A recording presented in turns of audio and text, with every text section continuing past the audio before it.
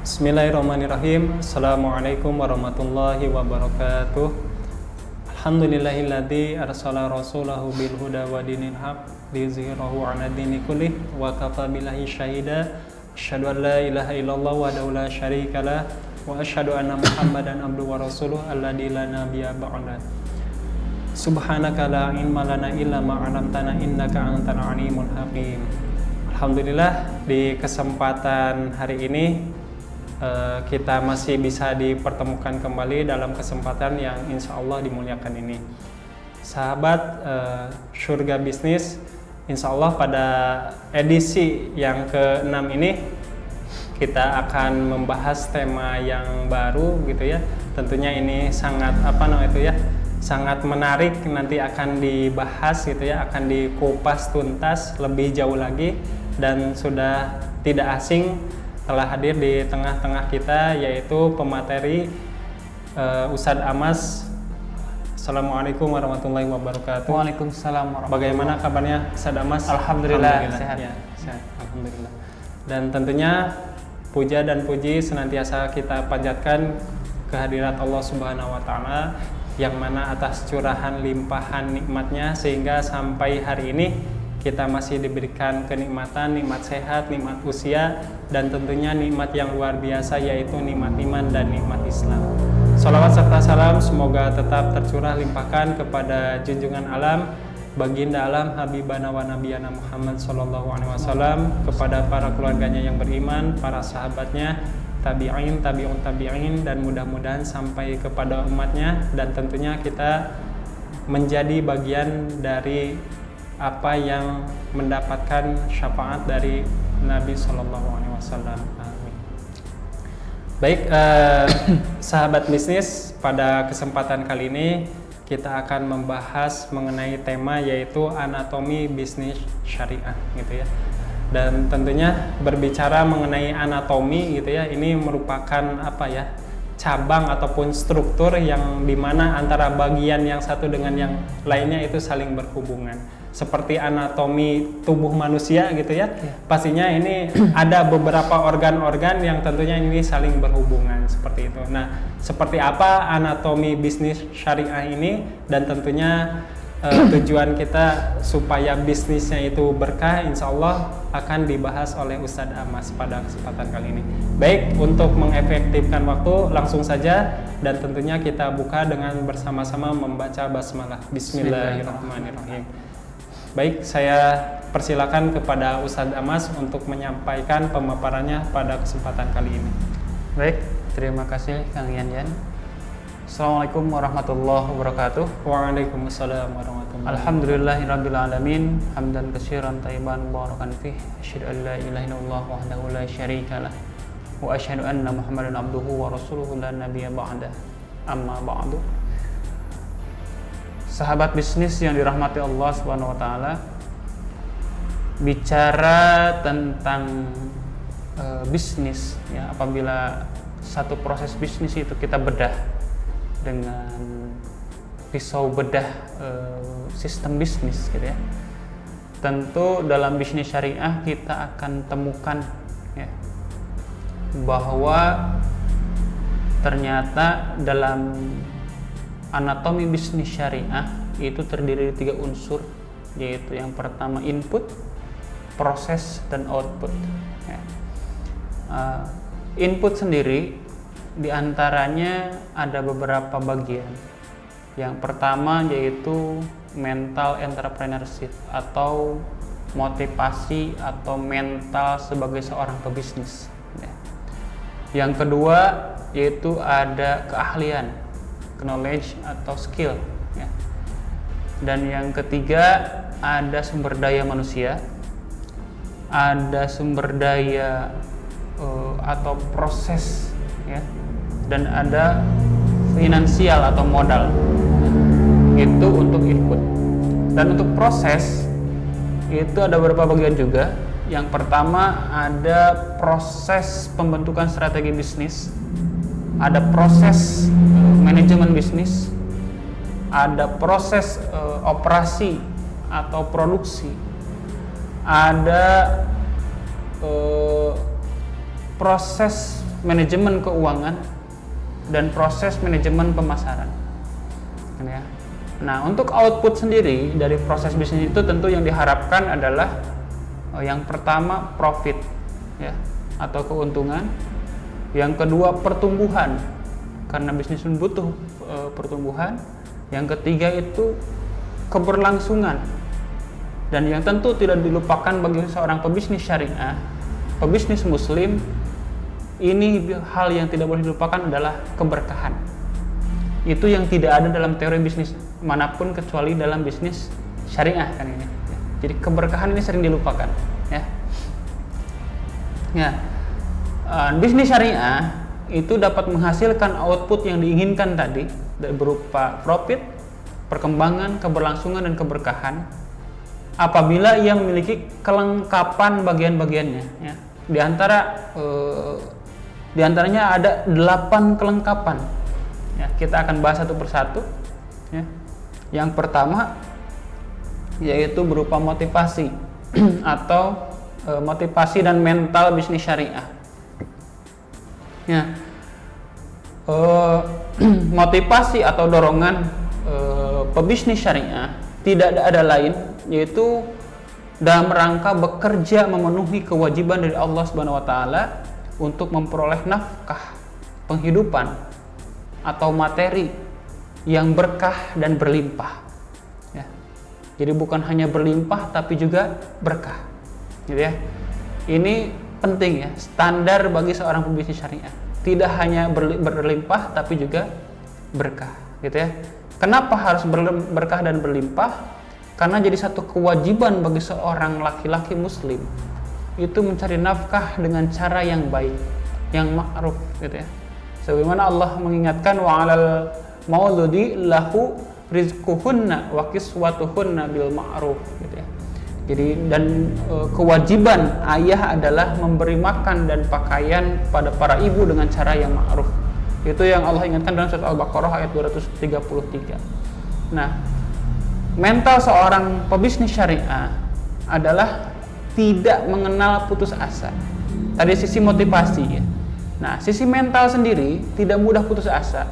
Seperti yang saya pernah jelaskan di edisi sebelumnya, bahwa seorang pebisnis syariah itu punya mental ajaib, yaitu tidak mudah putus asa, sebab seorang pebisnis syariah itu memiliki 2 sikap, yaitu syukur dan sabar. Sebagaimana Rasulullah gambarkan bahwa sesungguhnya urusan kaum muslim itu sangat ajaib, ya, atau luar biasa, karena semua yang menimpa kaum muslim itu merupakan satu kebaikan.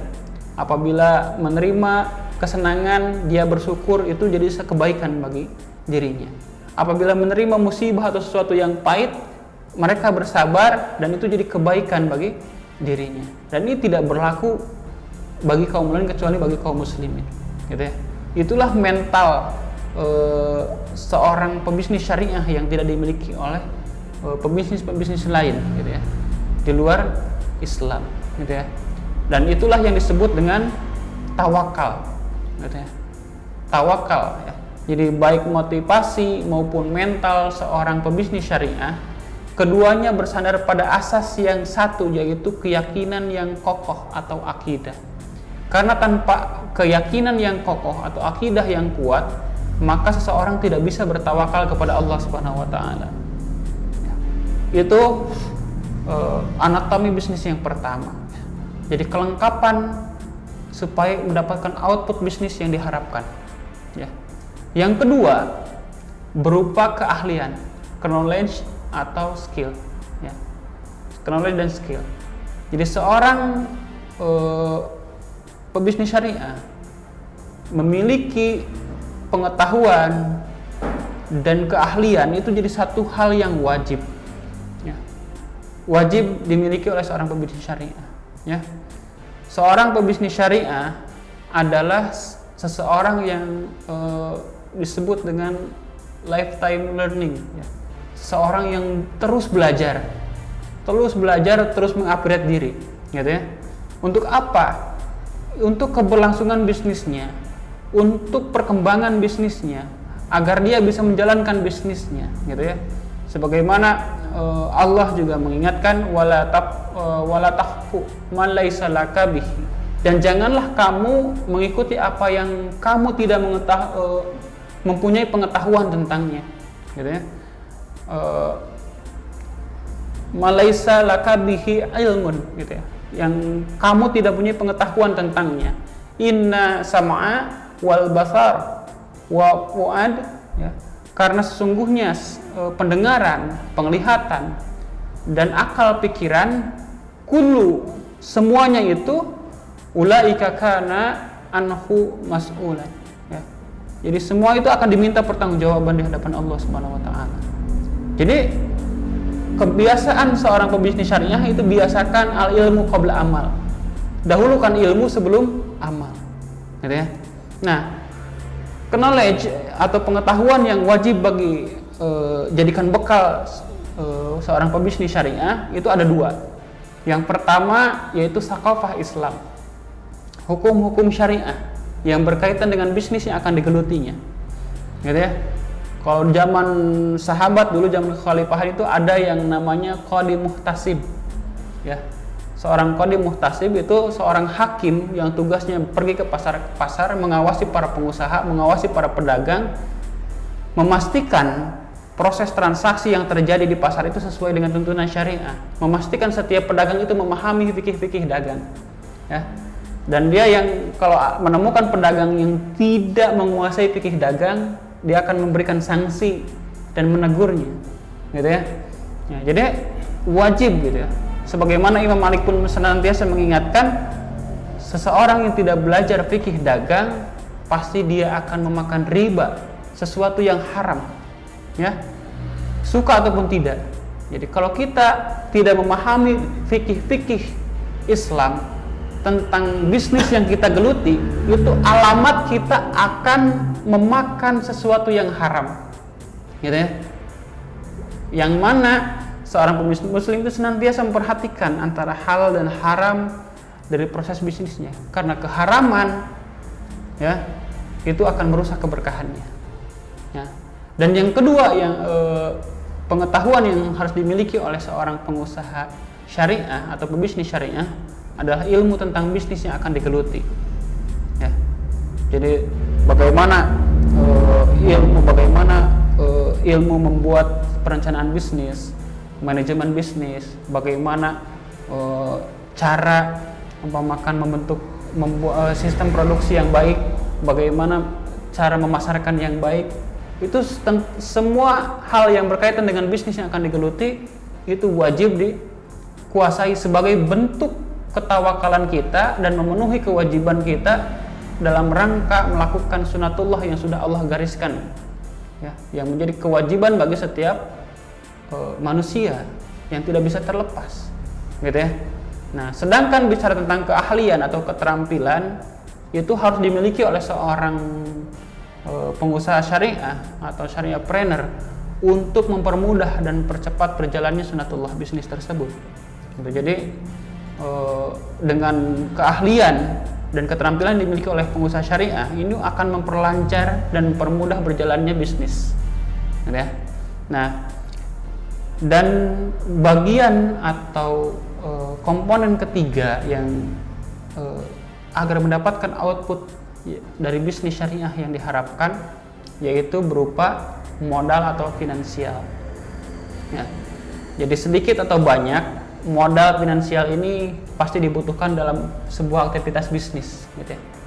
Itu sangat diperlukan, sedikit ataupun banyak, gitu ya, pasti diperlukan. Nah, bagi seorang pengusaha muslim senantiasa memperhatikan dari mana sumber permodalan tersebut didapatkan, ya. Dia senantiasa memastikan sumber-sumber modalnya itu bersumber dari sesuatu yang dihalalkan oleh syariah Islam, ya. Dia senantiasa menjaga dari keharaman sumber modal yang dia gunakan untuk bisnis. Karena kalau sumber permodalan yang dia gunakan untuk bisnis itu dari sumber yang haram, jelas ini akan merusak keberkahannya, gitu ya. Sebagaimana Rasulullah SAW mengingatkan, la yu'zibka imru'u kasaba mala min haramin. Jangan membuat mutajub seseorang yang memperoleh harta dari cara yang haram. Itu kata Rasulullah, fa in anfaqa minhu aw tasaddaqa bihi lam yuqbal minhu. Bahkan jika dia infakkan harta tersebut atau dia sedekahkan, maka tidak akan diterima oleh Allah Subhanahu wa taala. Gitu ya. Wa in amsaka lam yubarrak lahu fihi. Dan jika ia pertahankan atau simpan, maka tidak akan diberkahi. Gitu ya. Wa in mata wa tarakahu kana zadahu ilan nar. Dan jika ia mati dan ia tinggalkan harta tersebut, maka akan jadi bekal dia ke neraka. Berat sekali. Jadi kalau kita membangun bisnis, kita tidak jeli memperhatikan sumber finansial kita dari mana, apakah dari sumber yang halal ataupun dari sumber yang haram. Kalau kita dapatkan dari sumber yang haram, maka jelas ini merusak keberkahan bisnis. Harta yang kita dapatkan jadi harta yang haram, ya kan? Dan tadi Rasul peringatkan, kalau dibelanjakan atau diinfakkan atau disedekahkan tidak akan diterima. Apabila dipertahankan juga disimpan tidak akan diberkahi. Dan jika ia mati dan ditinggalkan harta itu akan jadi bekal dia ke neraka. Apakah ada solusi? Tidak ada solusi dalam Islam untuk harta yang haram. Karena kalau ada solusi dari Islam, maka orang akan mengulang-ulang mengambil harta yang haram, gitu ya.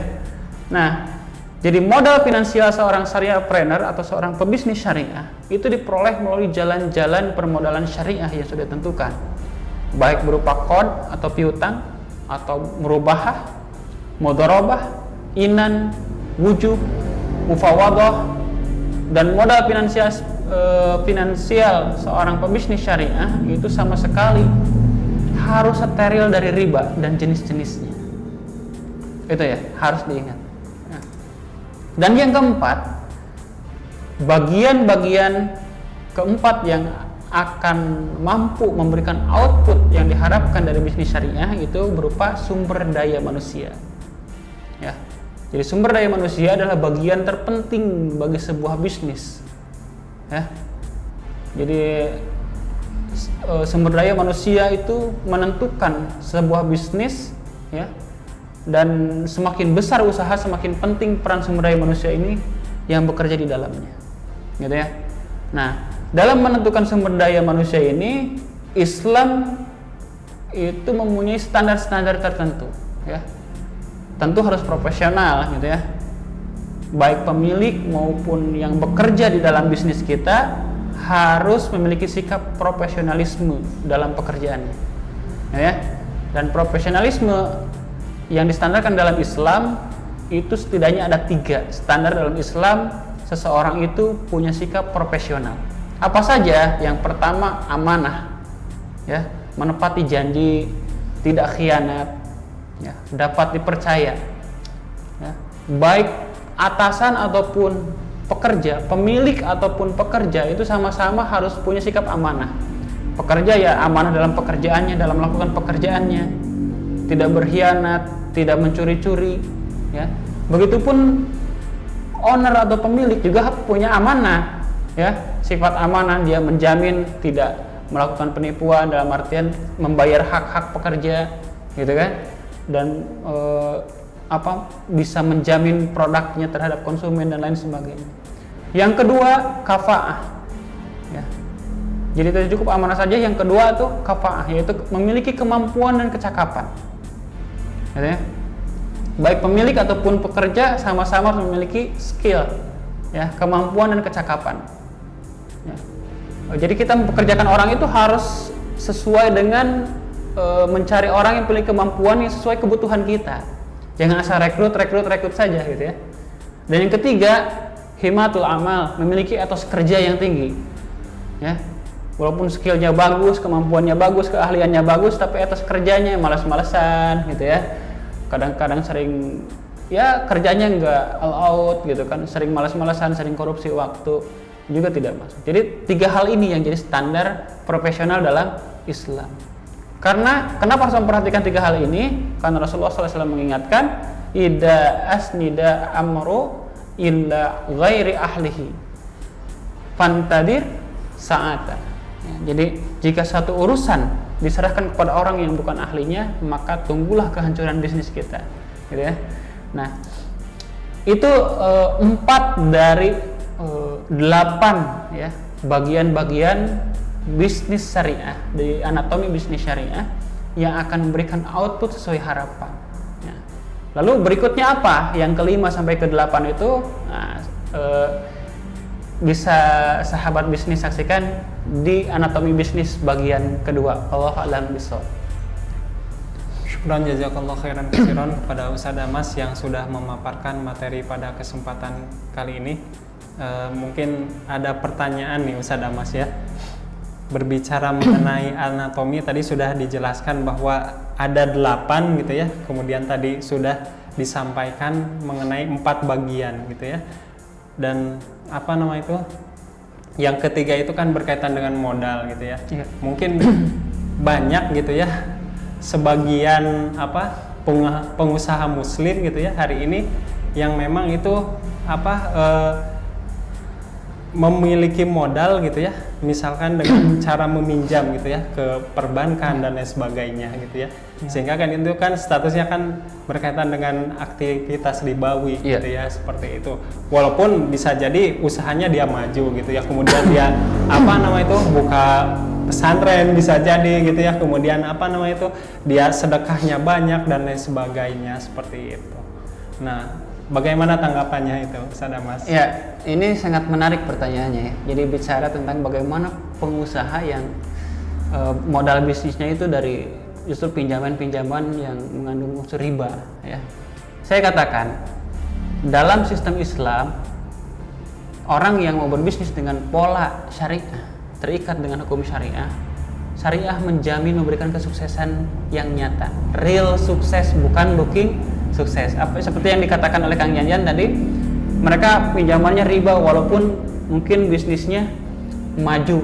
Saya ingatkan itu bukan maju tapi terlihat maju kan ya.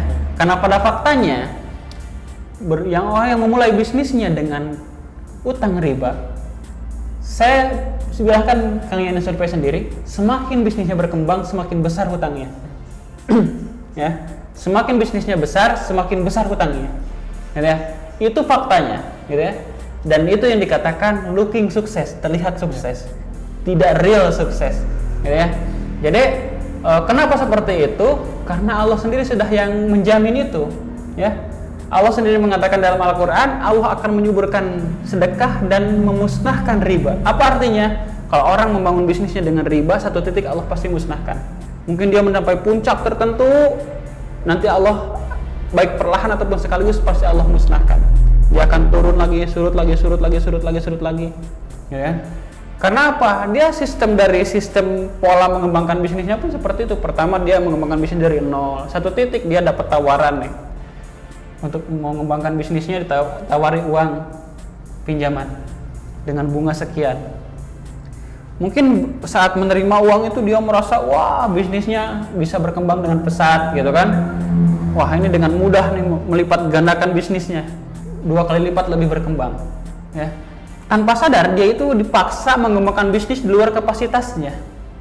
Ya akhirnya apa? Begitu dibukalah, dikembangkan usahanya, buka cabang baru lah, atau pemakan produknya ditambah, atau produksinya ditambah. Sementara itu di luar kapasitasnya, yang terjadi apa? Mungkin beberapa bulan cicilannya masih tercover dengan saldo yang ada, gitu kan?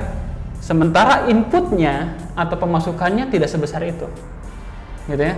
Pemasukannya mungkin hanya berapa persen kenaikannya dari pemasukan awal sebelum dia punya pinjaman. Nah, setelah memakan beberapa bulan, saldo sudah mulai habis, gitu kan? Cicilan terus berjalan. Apa yang terjadi? Biasanya dia akan cari pinjaman lagi untuk menutupi hutang yang ini, dan terus akan seperti itu sampai tidak terasa hutang itu udah berapa M, udah berapa puluh M. Nah itu yang fakta yang sering saya temukan di lapangan. Karena apa? Sudah janji Allah. Siapa yang Allah itu pasti memusnahkan riba. Jadi orang membangun kekayaan, mengembangkan harta ataupun membangun bisnis dengan riba, satu titik Allah pasti musnahkan. Wallahu a'lam bishawab. Ya memang ini menjadi hal yang disebutnya tuh hal yang sentral mungkin ya di para pebisnis gitu ya, khususnya pebisnis muslim yang mungkin itu belum secara utuh gitu ya memahami bagaimana konsep bisnis syariah seperti itu. Dan kita pun sebenarnya memaklumi, dalam artian bukan memaklumi proses pinjamnya. Kenapa orang kok masih tertarik mengambil modal dengan cara pinjaman mengandung riba atau pinjaman berbunga? Karena apa? Karena kemampuan manusia dalam menganalisa dampak baik dan buruk itu, secerdas-cerdasnya orang itu tidak mampu menjangkau dampak jangka panjang. Dia hanya mampu menjangkau dampak jangka pendek. Kenapa? Saat dia ketahui, oh itu riba, nggak boleh gitu kan, haram gitu kan, itu akan sulit sekali mengingatkan hal itu. Karena apa? Yang nampak di depan dia dampak jangka pendeknya. Dengan ini saya dapat uang segar, bisnis saya akan berkembang, sementara jangka panjangnya akan seperti apa itu tidak akan terbayang. Itu memang karakter manusia ya. Makanya sistem apapun yang dibuat manusia itu tidak akan mampu menjamin memberikan dampak jangka panjang baik ya. Maksudnya dampak baik jangka panjang. Jangka pendek mungkin dia akan menganalisa, oh ini baik, tapi dalam jangka panjang pasti buruk. Itu hukum buatan manusia. Sistem ataupun teori apapun buatan manusia pasti seperti itu. Allah Allah. Luar biasa ya pemaparan dari Ustadz Amas gitu ya. Dan tentunya masih penasaran juga bagi sahabat bisnis ya. Insya Allah kita dilanjutkan di sesi yang kedua dalam tema yang sama, yaitu mengenai anatomi bisnis syariah seperti itu. Dan mungkin cukup ya untuk kesempatan kali ini, dan kita tutup saja acara program Surga Bisnis. Kita sama-sama membaca hamdalah, alhamdulillahirabbil alamin, istighfar, astagfirullahaladzim, dan doa kafaratul majlis. Subhanakallahumma wa bihamdika asyhadu an la ilaha illa anta astaghfiruka wa atubu ilaik. Wallahul muwaffiq ila aqwamit thoriq, billahi taufiq wal hidayah. Wassalamualaikum warahmatullahi wabarakatuh.